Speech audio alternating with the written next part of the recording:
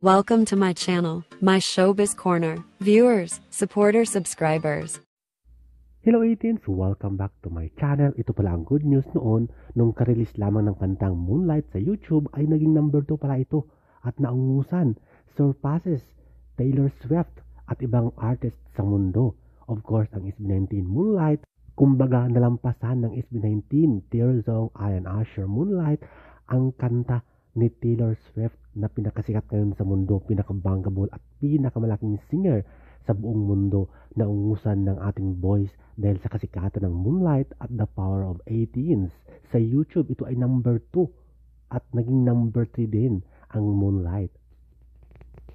Other than that, ang pinakamagandang balita, ang big deal ay naungusan ng SB19 si Taylor Swift. Isang malaking bagay yon para sa karera, music career ng ating SB19 Moonlight. Kaya nga, again, made history ang SB19 dahil sa kanilang Moonlight na kasikatan at magiging trending sa YouTube. Number 2 na ungusan si Taylor Swift. But it's too late now. I remember you and me, and how careless we could be.